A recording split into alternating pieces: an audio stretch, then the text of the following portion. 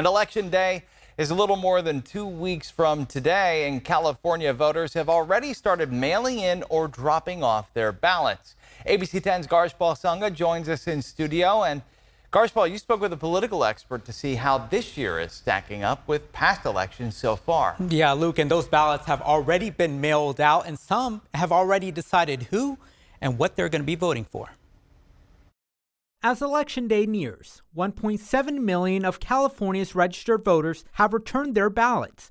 That is according to Political Data Inc., or PDI, which monitors turnout. That's more than at this point in the election had been returned in the 22 general, the gubernatorial election we just had. But it's about half as many as had been returned by this point in the 2020 general election. Paul Mitchell with PDI says 7% of California's 22.4 million voters have mailed in ballot or dropped it off at a drop box. Mitchell adds in 2020, about 3 million ballots were returned at this time. The explanation for the decrease is simple. It was during COVID lockdowns. And so for a lot of folks in 2020, myself included, like going to the mailbox was the chance to get out of the house, and going to the drop box was like taking a vacation, you know? Mitchell adds you might be surprised at who has returned their ballots thus far. Seniors are around a quarter of the registered voters, but they represent more than half of the ballots that have been returned.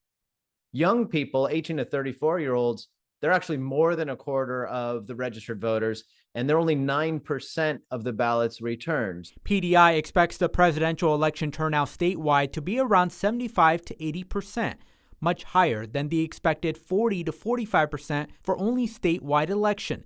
The higher turnout influencing not only the presidential race, but various statewide and local races and ballot measures, as voting has only gotten simpler, no matter where you are.